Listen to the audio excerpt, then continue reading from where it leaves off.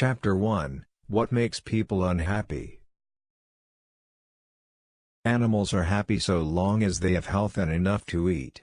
Human beings, one feels, ought to be, but in the modern world they are not, at least in a great majority of cases.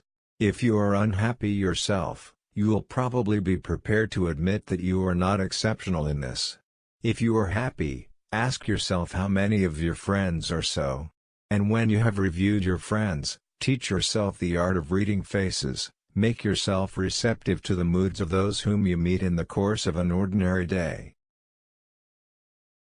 A mark in every face I meet.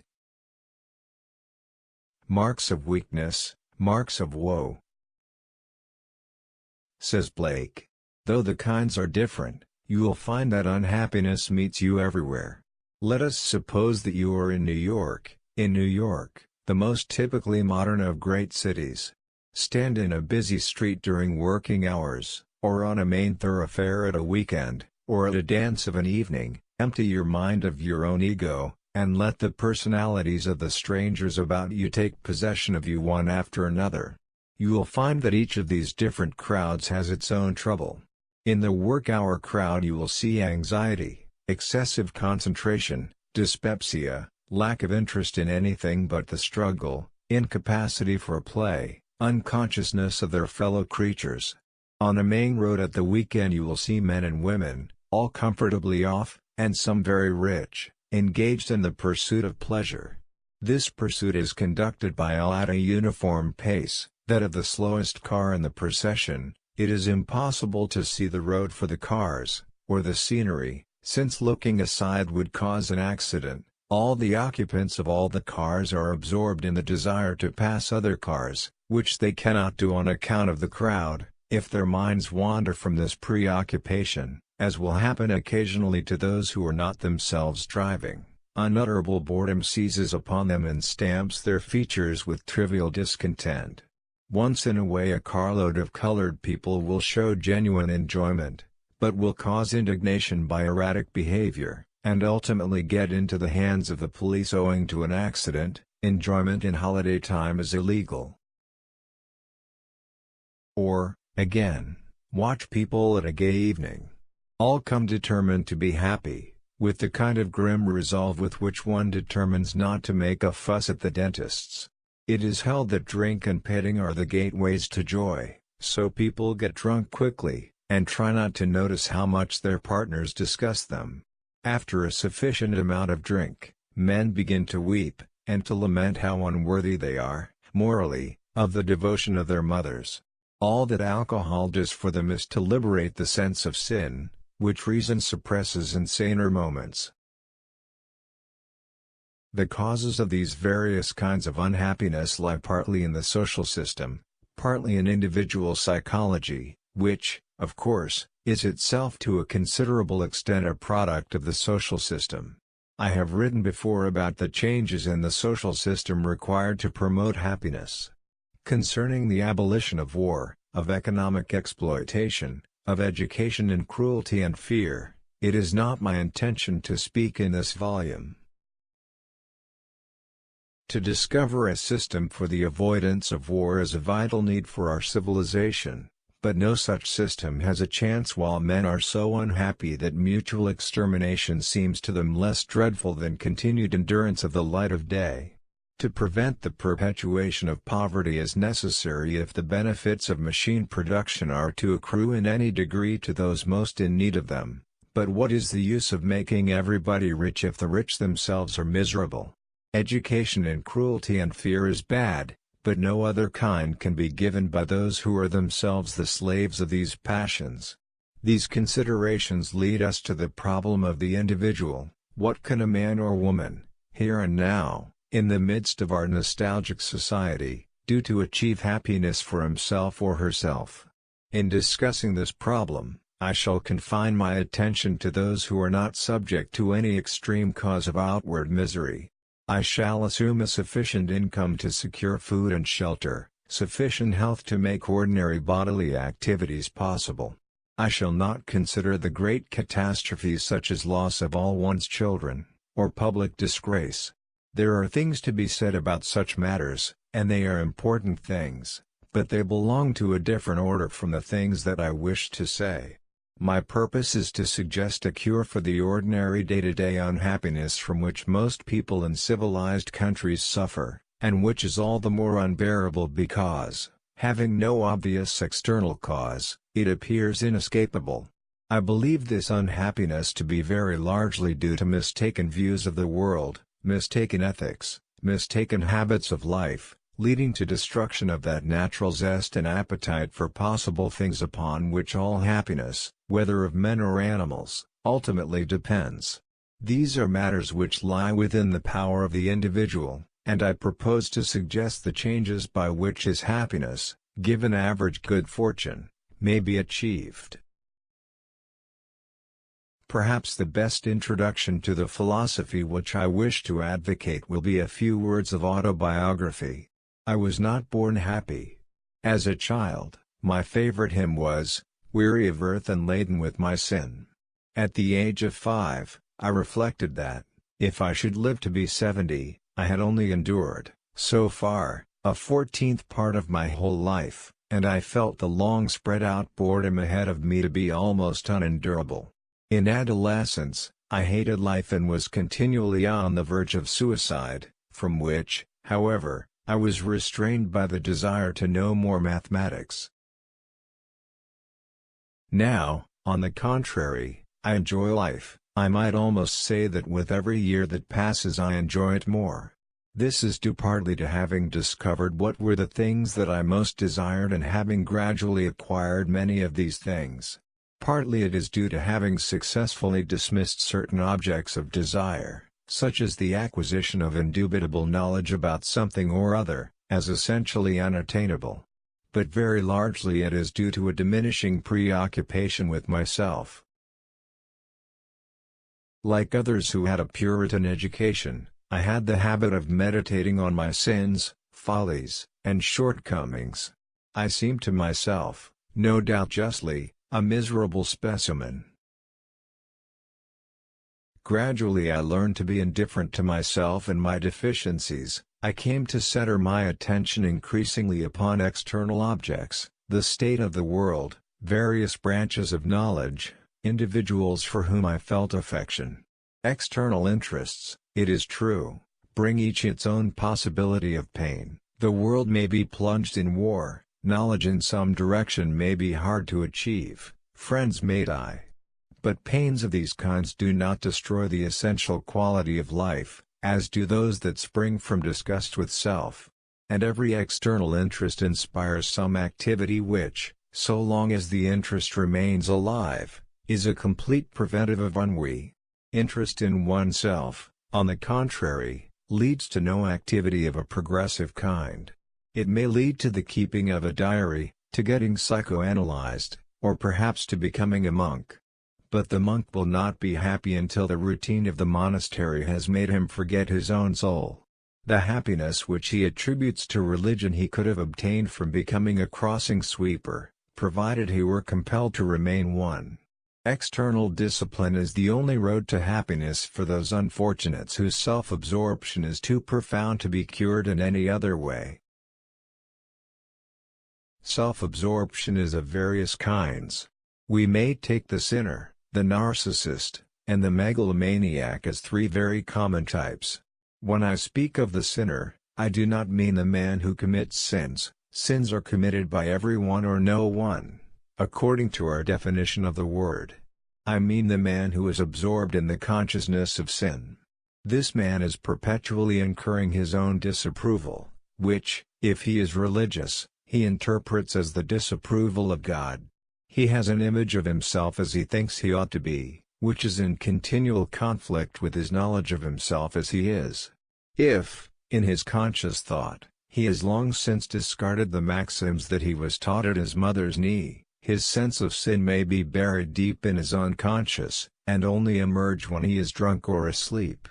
Nevertheless, it may suffice to take the savor out of everything. At bottom he still accepts all the prohibitions he was taught in infancy. Swearing is wicked, drinking is wicked, ordinary business shrewdness is wicked, above all, sex is wicked. He does not, of course, abstain from any of these pleasures, but they are all poisoned for him by the feeling that they degrade him. The one pleasure that he desires with his whole soul is that of being approvingly caressed by his mother, which he can remember having experienced in childhood. This pleasure being no longer open to him, he feels that nothing matters. Since he must sin, he decides to sin deeply. When he falls in love, he looks for maternal tenderness, but cannot accept it, because, owing to the mother image, he feels no respect for any woman with whom he has sexual relations. Then, in his disappointment, he becomes cruel, repents of his cruelty, and starts afresh on the dreary round of imagined sin and real remorse. This is the psychology of very many apparently hard-boiled reprobates. What drives them astray is devotion to an unattainable object, mother or mother substitute, together with the inculcation, in early years, of a ridiculous ethical code. Liberation from the tyranny of early beliefs and affections is the first step towards happiness for these victims of maternal virtue. Narcissism is, in a sense, the converse of an habitual sense of sin. It consists in the habit of admiring oneself and wishing to be admired. Up to a point it is, of course, normal, and not to be deplored. It is only in its excesses that it becomes a grave evil. In many women, especially rich society women, the capacity for feeling love is completely dried up, and is replaced by a powerful desire that all men should love them. When a woman of this kind is sure that a man loves her, she has no further use for him. The same thing occurs, though less frequently, with men. The classic example is the hero of that remarkable novel Liaisons Dangereuses, which describes the love affairs of French aristocrats just before the Revolution. When vanity is carried to this height, there is no genuine interest in any other person, and therefore no real satisfaction to be obtained from love. Other interests fail even more disastrously. A narcissist, for example, inspired by the homage paid to great painters, may become an art student, but, as painting is for him a mere means to an end, the technique never becomes interesting, and no subject can be seen except in relation to self. The result is failure and disappointment, with ridicule instead of the expected adulation. The same thing applies to those novelists whose novels always have themselves idealized as heroines. All serious success in work depends upon some genuine interest in the material with which the work is concerned.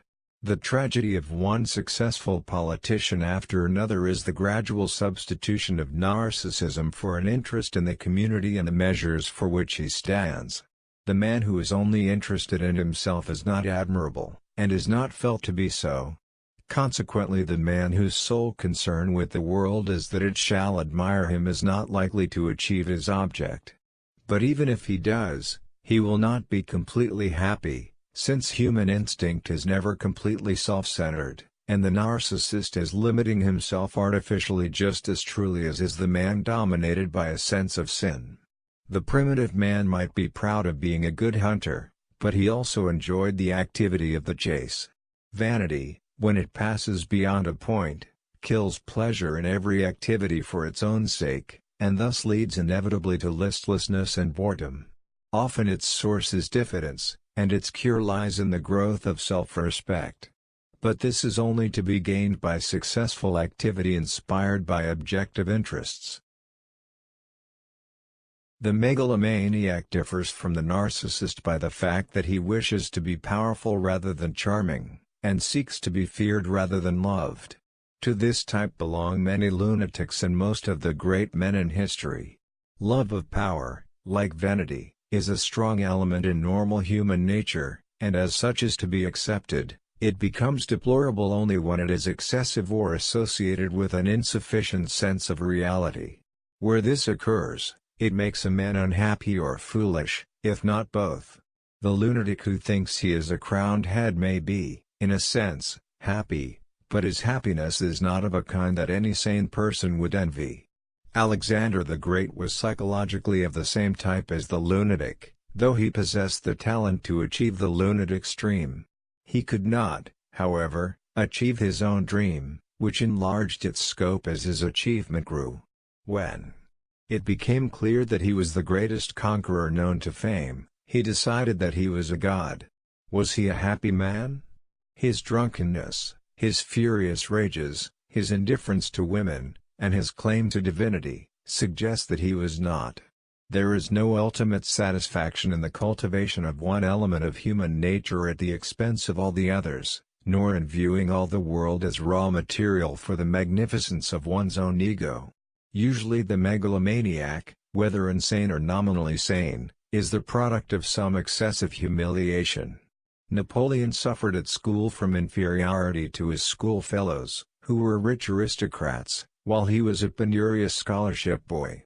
When he allowed the return of the émigrés, he had the satisfaction of seeing his former schoolfellows, bowing down before him. What bliss!